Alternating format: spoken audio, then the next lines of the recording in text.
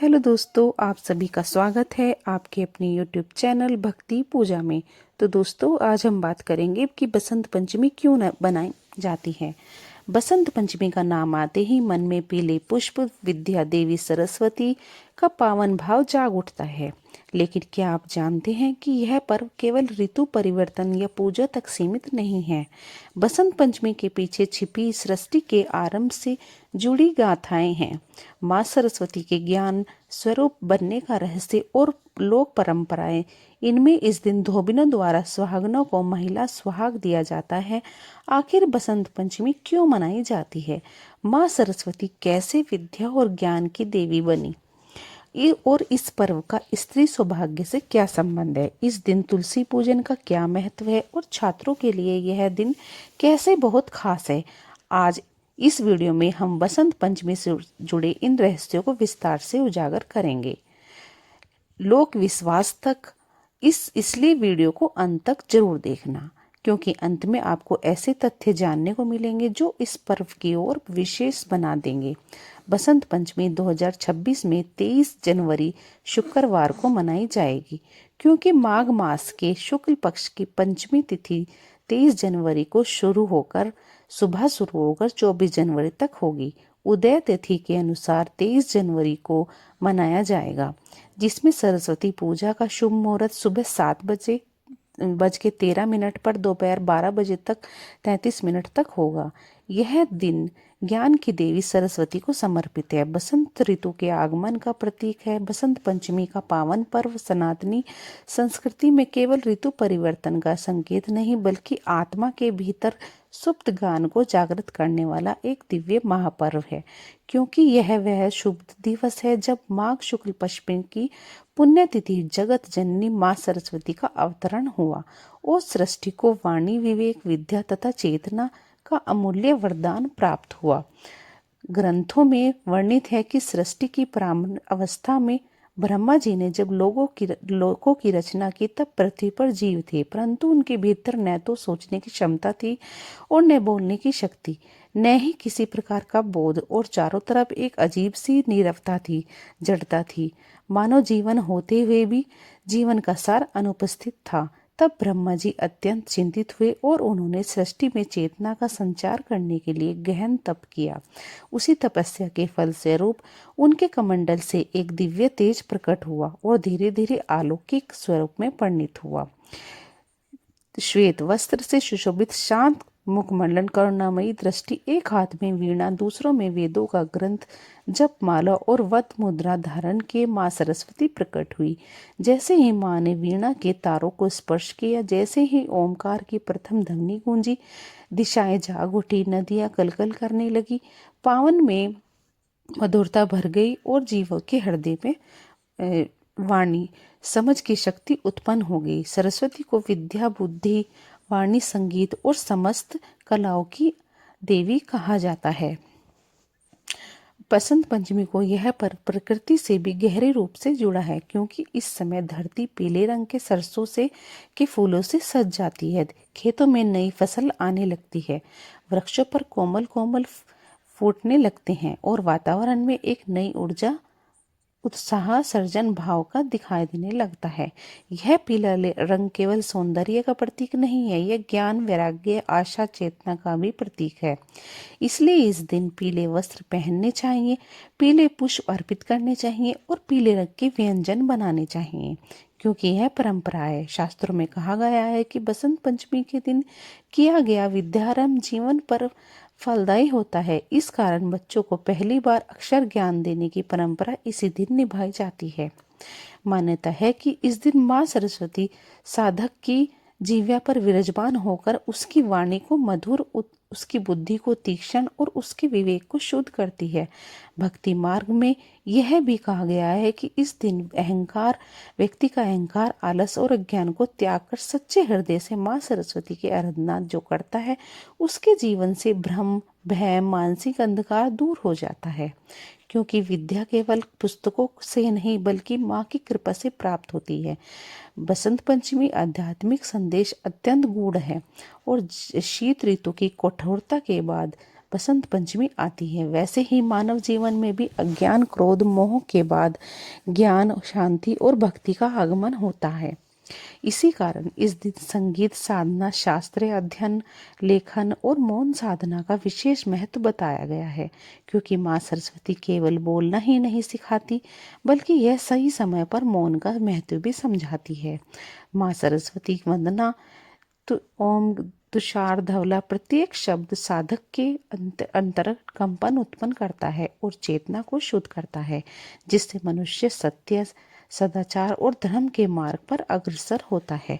इस प्रकार बसंत पंचमी केवल यह पर्व नहीं है, बल्कि यह जीवन को सही दिशा देने वाला दिव्य अवसर है। हमें स्मरण कराता है कि धन, पद, बल से पहले विद्या और विवेक का होना अत्यंत आवश्यक है, क्योंकि जहाँ माँ सरस्वती का वास होता है वह ज्ञान टिक नहीं पाता, और जहाँ ज्ञान प्रकाश होता है वहाँ जीवन स्वयं भक्ति, सेवा, सर्जन का उत्सव बन जाता है। बसंत पंचमी और माँ सरस्वती से जुड़ी एक अत्यंत भावपूर्ण और प्रेरक कथा प्रचलित है, जो विद्या की महिमा को हृदय तक उतार देती है। कहा जाता है कि प्राचीन काल में आर्यवत नाम की भूमि पर एक अत्यंत प्रभावशाली किंतु अहंकारी विद्वान रहता था, जिसे वह अपने ज्ञान पर अत्यधिक गर्व करता था। वह शास्त्रों का वेदभाव अपराजय था और स्वयं को संसार का सबसे बड़ा पंडित मानता था, किंतु उसके ज्ञान में भक्ति और विनम्रता थी, पूर्ण अभाव था। माँ सरस्वती की उपासना तो करता था, पर उन्हें केवल अपनी विद्वानता मानता था। एक वर्ष बसंत पंचमी के दिन उसने भव्य आयोजन कर सरस्वती का पूजन किया और मन में ही मन माँ से वरदान मांगा कि समस्त विद्वानों में मैं सबसे श्रेष्ठ बना रहूं। उसी रात उसे सपने में एक दिव्य नारी के दर्शन हुए। उसे श्वेत वस्त्र चंद्रमा की भांति चमक रहे थे और जिनकी वाणी में मधुरता थी। माँ ने उसे मधुर स्वर में कहा, वत्स, विद्या का उद्देश्य केवल तर्क और विजय नहीं, बल्कि विशेष विवेक, करुणा और आत्मा शुद्धि होती है। किंतु अहंकार में डूबे उस विद्वान ने माँ की वाणी को भी अपने ज्ञान की परीक्षा समझ लिया। अगले दिन जब वह राजसभा में शास्त्र पहुंचा, आश्चर्यजनक रूप में उसे उसके मुख से एक भी श्लोक स्मरण नहीं हुआ। उसकी वाणी अवरुद्ध हो गई, बुद्धि शून्य हो गई और समस्त सभा स्तंभ रह गई। अपमान और पीड़ा से टूटकर वह विद्वान वन की ओर चला गया। उसने वर्षों तक मौन धारण कर कठोर तप किया। न कोई शास्त्र, न कोई वाद, न विवाद, केवल माँ सरस्वती का ध्यान, आत्मचिंतन किया। एक दिन बसंत पंचमी के दिन जब पीले पुष्पों से वन खिल उठा, माँ सरस्वती पुनः प्रकट हुई और बोली, अब तुमने विद्या का सार समझ लिया है। उसी क्षण उस विद्वान की वाणी पुनः प्रवाहित हो उठी, किंतु अब उसमें अहंकार नहीं था, करुणा, विनय का मधुर रस था। तभी से ये मान्यता प्रचलित हुई कि बसंत पंचमी के दिन माँ सरस्वती केवल बुद्धि ही नहीं, बल्कि विवेक प्रदान करती है। जो व्यक्ति इस दिन सच्चे मन से अहंकार त्याग कर उसकी आराधना करता है, वही सच्चा विद्वान कहलाता है, क्योंकि माँ सरस्वती उसके हृदय में वास करती है, जहाँ ज्ञान के साथ भक्ति और विद्वता के साथ विनम्रता निवास करती है। बसंत पंचमी के पावन दिन में माँ सरस्वती के साथ साथ माता तुलसी की भी पूजा की जाती है। लेकिन लोक मान्यताओं के अनुसार इस दिन सुहागिन महिलाएं धोबिन से सुहाग ग्रहण करती हैं। ऐसा विश्वास है कि यदि कोई बसंत पंचमी के दिन कोई सुहागिन स्त्री धोबिन से सुहाग लेती है तो उसकी वह अखंड सौभाग्यवती का आशीर्वाद प्राप्त करती है। इस दिन विद्या की देवी माँ सरस्वती की पूजा के साथ ही सुहागिन महिलाएं माता तुलसी का भी पूजा करती हैं। मान्यता यह है कि इस दिन स्त्री अपने पति की लंबी आयु के लिए सुखमय जीवन की कामना करती है, धोबिन से सुहाग लेती है और उनका यह व्रत सफल माना जाता है। हिंदू धर्म के अनुसार बसंत पंचमी के दिन महिलाओं को सूर्योदय से सूर्य उठकर स्नान करना चाहिए, स्वच्छता का ध्यान रखना चाहिए, पीले वस्त्र धारण करने चाहिए और इसके साथ ही माँ सरस्वती तथा माता तुलसी की पूजा करनी चाहिए।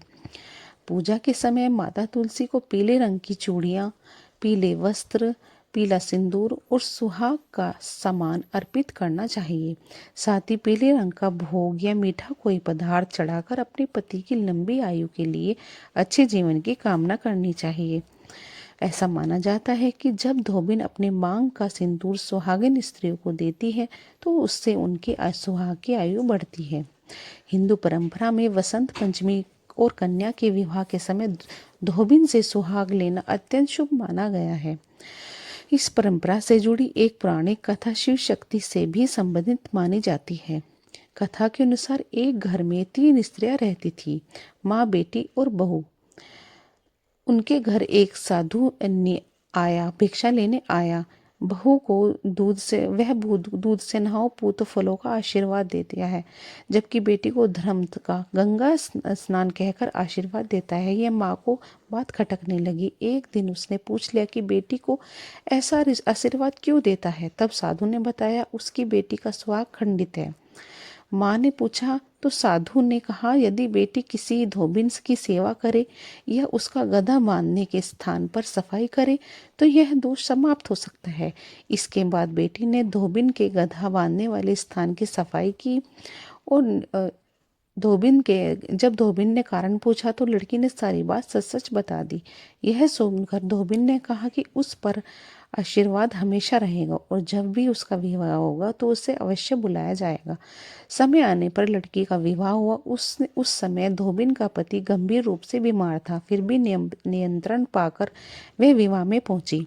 फेरों के समय धोबिन ने अपनी मांग का सिंदूर लेकर लड़की की मांग में भर दिया, उसे अखंड सौभाग्यवती होने का आशीर्वाद दिया। जब धोबिन घर लौटी तो उसने देखा कि उसके पति की मृत्यु हो चुकी थी। तब उसने विवाह में मिले 108 टुकड़े किए, शिव शक्ति की आराधना की और पीले वृक्ष की 108 बार परिक्रमा की। इसके बाद उसने अपनी उंगली काटकर उससे निकले रक्त को अर्पित किया।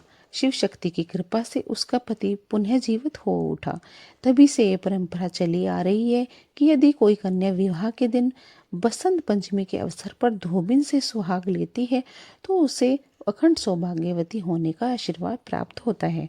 वसंत पंचमी खासतौर पर पहली बार कलम हाथों में लेने वाले छोटे बच्चों के लिए विद्या अनुष्ठान का दिन है। इस दिन छोटे बच्चे बुजुर्ग हाथ में पहली बार कलम पकड़ाते हैं और बच्चा उस दिन पहली बार अक्षर लिखता है। अगर आपके घर में बच्चे हैं और ऐसे छात्र हैं जो परीक्षा की तैयारी कर रहे हैं तो कुछ खास उपाय उनके लिए लाभकारी सिद्ध होते हैं। बसंत पंचमी के दिन छात्रों को सुबह नहा धोकर पूजा करने के पश्चात ओम नमः भगवते वासुदेवाय और सरस्वती का जाप 108 बार जरूर करना चाहिए। ऐसा करने से छात्र को बुद्धि और एकाग्रता का आशीर्वाद मिलता है और उसका फोकस बढ़ता है। इस दिन छात्रों को सरस्वती वंदना जरूर करनी चाहिए। या कुंदे तुतशार धवला, ये वाली जो सरस्वती वंदना है इसको करना चाहिए। ऐसा करने वाले छात्र परीक्षा में अच्छा प्रदर्शन करते हैं और उनका फोकस बढ़ता है और स्मरण शक्ति भी तेज होती है।